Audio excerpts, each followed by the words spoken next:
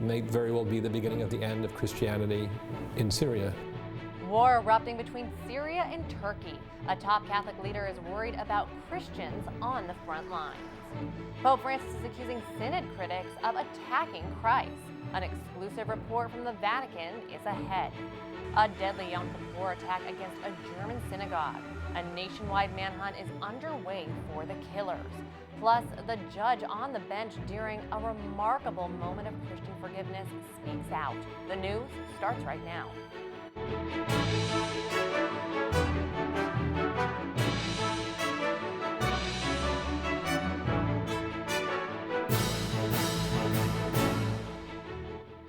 Good evening, I'm Tamara Lane. We begin tonight with war in the air and on the ground. Turkish bombers flying over Syria to wipe out the Kurds. Caught in the middle of the crossfire, thousands of Christians. Currents News' Tim Harfman reports the latest. Thick black smoke rising in an attack on northern Syria. Turkish bombers flying above, causing panic among Christians and other religious communities.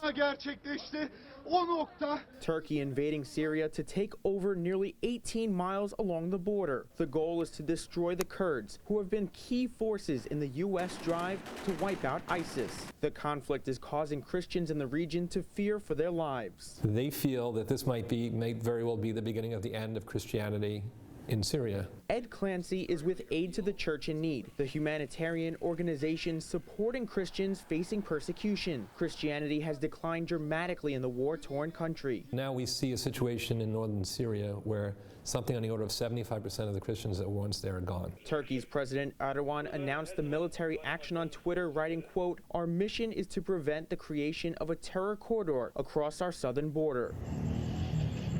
Wednesday's attack coming days after President Trump announced he would be pulling back U.S. military forces from the region. Turkey, Syria, let them take care of it. Let them take care of it. This video showing American military vehicles leaving the Syria-Turkey border. The decision has been loudly criticized on both sides of the political aisle, including Republican Senator Lindsey Graham, who tweeted, quote, "Pray for our Kurdish allies who have been shamelessly abandoned by the Trump administration. This move ensures the reemergence of ISIS." These actions will have an effect, a direct effect on Christian population, because there is the idea that, well, why stay? Why should we stay if there's no one that will back us up? Right now, the U.S. has about 1,000 troops in northeastern Syria. Still, Syrians are fearful for what lies ahead. They went from very skeptical about the future to now being outright worried that they will even be there within the next generation. Tim Harfman, Currents News. On to more developing news. There's a nationwide manhunt at this hour in Germany after gunmen opened fire outside a synagogue on Yom Kippur. The broad daylight shooting in the city of Halle killed at least 2 people. Witnesses report the terror attack started when the killers threw fire bombs at the synagogue's front doors and then opened fire, trying to force their way into the holy place. 80 people were inside praying. Cops stationed outside the building were able to fight off the gunmen, but 2 civilians were killed before the attackers fled. Pope Francis put his summit on the Amazon on pause today to pray for our Jewish brothers and the victims of the attack. After a moment of silence, Synod proceedings carried on. Today's biggest flashpoint, ordaining married men. Melissa Butts is standing by in St. Peter's Square with the very latest. Melissa? Yes, well, it's day 3 of the Synod on the Amazon. And as the criticisms keep pouring in, Pope Francis is firing back for the 2nd day in a row. The Synod has been meeting behind closed doors since Monday morning's session. So the Holy Father used the stage in St. Peter's Square during his weekly general audience to call out those still condemning the Amazon meeting. Colpire un membro della Chiesa è colpire Cristo stesso. Anche coloro che sono ideologi perché vogliono la purità, fra virgolette, della Chiesa, colpiscono Cristo. A majority of these attacks have been against the idea of viri probati, which means ordaining married men as priests, ideally elders with proven virtue. The theme was also spoken about today at the press briefing. quando si parla del problema del... When speaking about the proposal of viri probati, this doesn't mean changing the law on ecclesial celibacy. This law, like all human laws, could have exceptions in concrete cases. It was also said that the lack of priests in the Amazon is not linked to celibacy. They said even ordaining a married man priest may not resolve problems. Yet Austrian Bishop Erwin Krautler presented a different experience from his life in Brazil for the past 55 years. I will tell you with total sincerity, there is no other option. The indigenous people do not understand celibacy. He said arriving in a village, the indigenous would ask about his wife and feel bad he didn't have one. The bishop also explained the essential role of women, saying they lead many indigenous priestless communities. So the woman, what are we going to tell her? Yes, you're a person. Yes, you're very good. But then we need concrete solutions, and I'm thinking about women's deaconate. Why not? The bishop explained the main reason he and others are pushing for these ordinations is because they want access to the sacraments, most especially the Eucharist. The bishop even said that some people in the Amazon region are even changing religions to Pentecostal or to Protestant, other religions in which the Eucharist is not the central focus of the faith, since many can only receive it 1 or 3 times a year. In Rome, Melissa Butts, Currents News. Back to you in New York, Tamra. Melissa, there isn't any agreement yet on the rules for women or ordaining married men. What can the Pope do to create a consensus on these hot-button topics? Well, you know, the Synod on the Amazon was called for because there is no consensus. So I think one of the main points, and the Pope even stressed this on Monday, is that he wants prayer and the Holy Spirit to be present in the Synod Hall to guide and to direct these bishops. He also asked them to be open to new pathways. So we'll see what the Pope and what the Holy Spirit will do this month here in the Vatican to lead these bishops and direct them in these new paths for the Amazon. Thank you, Melissa Butts, reporting from Rome. For continuing coverage of the Synod that you won't find anywhere else, you can count on Currents News and the tablet. Be with us every night at 7 p.m. on Net TV and check in at thetablet.org. Also, the latest Synod developments will be posted on our Facebook and Twitter sites. Tonight, criminal prosecutors in Australia are arguing that Cardinal George Pell's appeal should not be heard. The Cardinal's trying to get the country's highest court to reverse his convictions for sexually abusing 2 choir boys in the 1990s. A lower court has already upheld the guilty verdicts. Now prosecutors are saying there's no reason for the High Court to take up the case. A decision on the appeal could come as soon as next week. How are you feeling? Meanwhile, a judge in this country is speaking out about what happened in her Texas courtroom, an act of Christian forgiveness for an ex-cop convicted of killing an unarmed man. Currents News' Emily Drewby reports the judge is rejecting criticism that's being directed her way. Letters, emails, and Bibles cover Judge Tammy Kemp's desk. She's become the center of attention since the sentencing hearing of an ex-cop convicted of killing Botham Jean, his brother offering Christian forgiveness to Amber Geiger. I forgive you.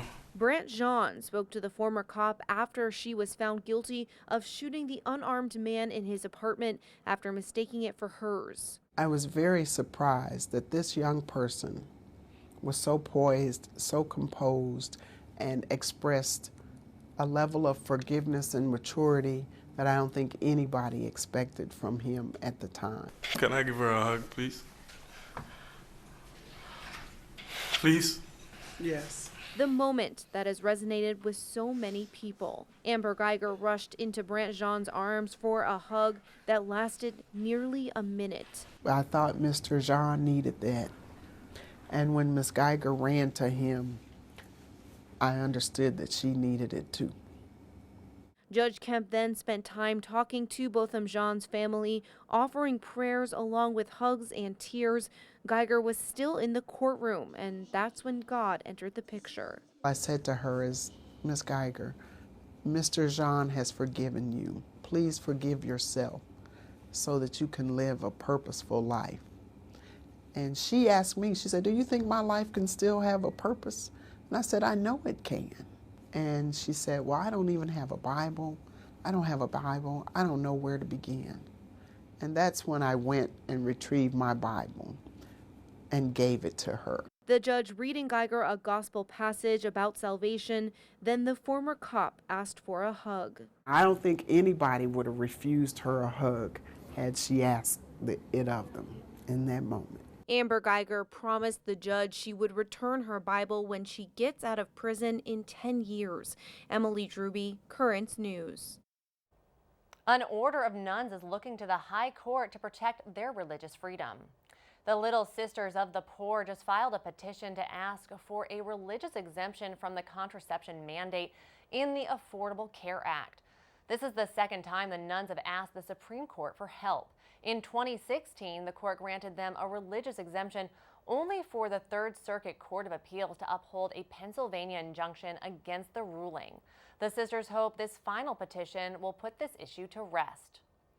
The U.S. Bishops' Conference is releasing a slate of candidates to become president and vice president of the influential body. Voting will occur at the upcoming General Assembly come November. 10 clerics are on the list. One is well known to Catholics in the Brooklyn Diocese, Bishop Frank Caggiano. He was born in Gravesend and served as an auxiliary bishop for several years. He is now the leader of the Diocese of Bridgeport, Connecticut. There's a lot more news headed your way. The latest battles over impeachment, both sides are hot. Jimmy Carter has some advice for President Trump. And the city that made history in the struggles for civil rights has written a new chapter. It's 200 years in the making.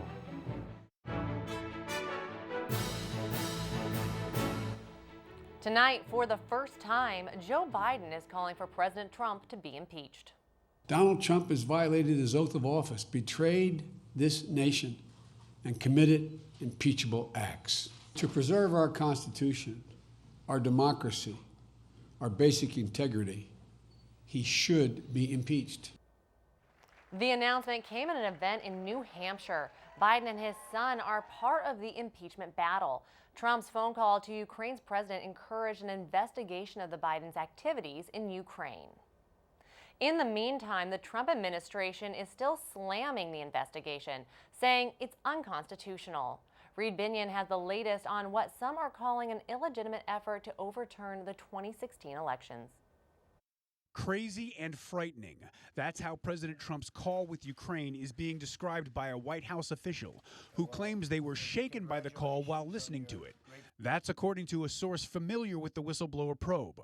The Trump administration is now saying they won't cooperate with the impeachment investigation, sending a letter to the Democrats heading it up saying, quote, "Your inquiry is constitutionally invalid and violates basic due process rights and the separation of powers," claiming Democrats haven't provided fundamental fairness in allowing the president to cross-examine witnesses or have access to evidence. The administration again calling for a full House vote. The president is obstructing Congress from getting the facts that we need. That is an abuse of power for him to act in this way. Most Republican lawmakers are echoing the president's sentiments. This whole thing is a fairy tale. Adam Schiff is misleading you, and you're playing along with it. Other lawmakers say they need more details. Let's get the facts and put all the facts out, not only in front of the House, potentially in the Senate, but we don't know that yet, but certainly in front of the American people. I'm Reed Binion reporting. As Donald Trump faces the threat of impeachment, a former president is lending some advice. Jimmy Carter is telling the commander-in-chief two things. One, to tweet less, and two, to always tell the truth. The Democrat just turned 95, the first American president to hit that milestone. Sunday, he needed stitches after falling at home, but was back building houses the next day. Meanwhile, Bernie Sanders is acknowledging it's time to slow it down. Probably not doing 4 rallies a day. I'm not quite sure that, I could be wrong on this, but I don't know if there's anybody who did more rallies than we have done all over the state. So we're going to, probably not do 3 or 4 rallies a day. The 78-year-old who suffered a heart attack last week said that he won't be able to keep up with the vigorous schedule he's known for. Sanders wants to make sure he has the stamina to go on with his candidacy. The Brooklyn-born presidential candidate is polling in 3rd place behind Joe Biden and Elizabeth Warren. History has been made over in Montgomery, Alabama. The city just elected its first African-American mayor. Montgomery has been a pilot for so many world-changing events, the bus boycott, so many other things that have happened here. And so being a part of that history is very heartfelt. That's Stephen Reed, a county probate judge who beat out a local TV station owner, David Woods. The win was 200 years in the making. The birthplace of the civil rights movement has never had a black mayor. Reed will be sworn in come November. Here in Brooklyn, support for a saint who built New York City has been growing by the day. Mother Cabrini has the most nominations for a statue to be erected, but City Hall is saying one won't be built. Now, many are demanding that they reconsider the decision. Bishop DiMarzio is at the forefront of the movement, leading a huge demonstration for Mother Cabrini on Sunday. Tonight, we take another look at the bishop's Into the Deep segment with Ed Wilkinson, which was televised on Friday ahead of the march. Today we're going to talk about Mother Cabrini. Bishop, you're going to be leading a big procession and liturgy on Sunday, and it's going to be in honor of Mother Cabrini because of a controversy that has developed. Tell us about that. Every year we do have a celebration of the Italian apostolate, and this year choosing Mother Cabrini to be the statue we carry in procession and the subject of our Mass. As you know, the city is putting up statues to women.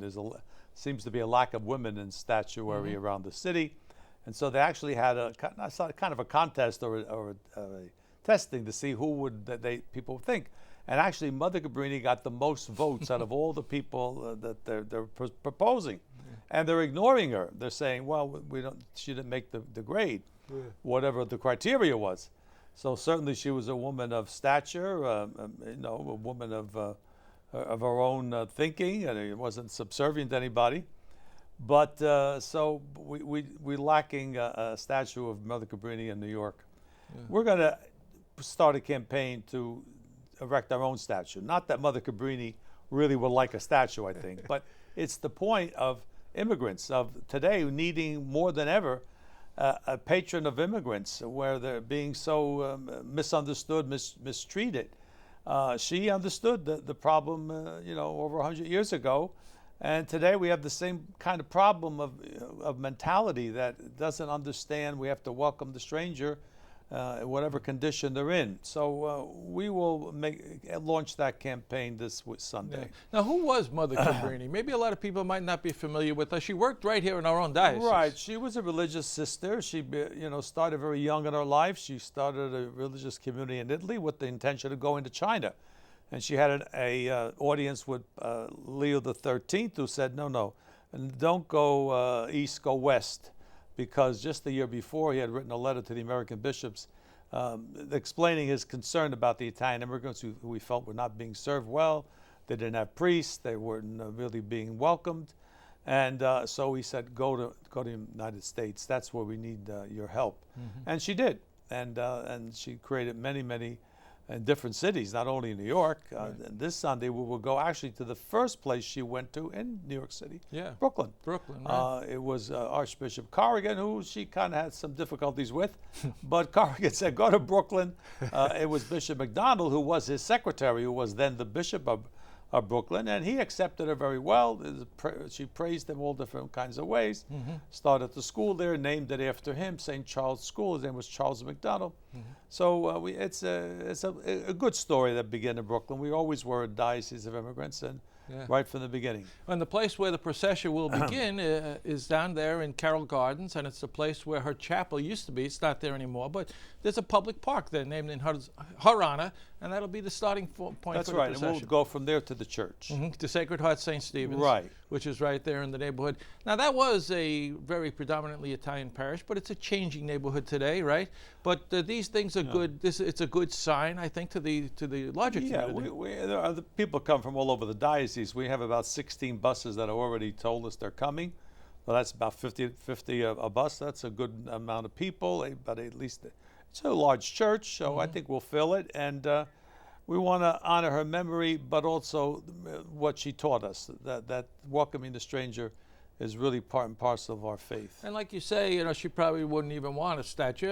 And we have many religious statues to Mother in Cabrini churches, around the diocese. yeah, right. But why is it important then that we do Well, have a there's some public kind of sign? public manifestation that this is a woman who devoted her life to helping immigrants, and we need people today to do the same thing.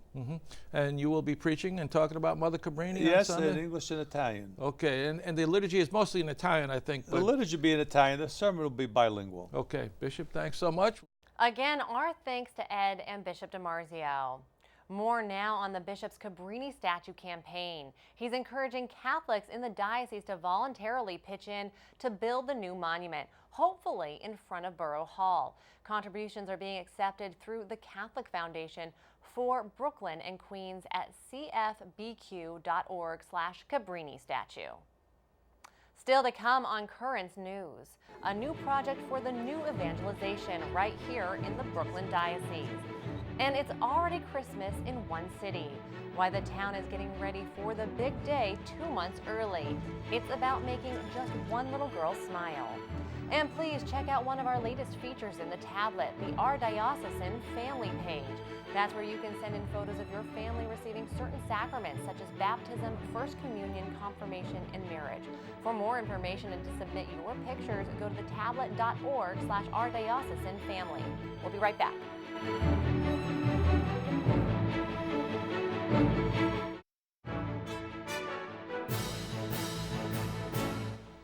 A first-of-its-kind project is happening right now in the Brooklyn Diocese. It's a new way for parishes to highlight how they're evangelizing the Catholic faith. New images are playing a key role in what's being called Parish Central. To help out, around 1,300 people went to St. Bridget's in Flushing, Queens this Sunday for Picture Day. Photos and videos were taken of the parish, families, ministries, and the St. Bridget's School. The new platform is being launched by NetTV's parent company, DeSales Media Group. The digital director at DeSales, Dave Plinsky, explains how Parish Central can contribute to new evangelization. Every parish's website is its digital front door, so to speak, right? So it's important to show what kind of community someone can expect at that parish right from the outset. And we want to make sure people are welcomed, people are interested, they can learn about the faith and learn about the programs that are going on at that particular church. If you would like more information about the new evangelization platform, you can send an email to success@desalesmedia.org and type Parish Central in the subject line. Finally tonight, Christmas has come early for a young girl with an aggressive form of cancer. 6-year-old Aria Cook has a tumor on her brain that doctors can't remove.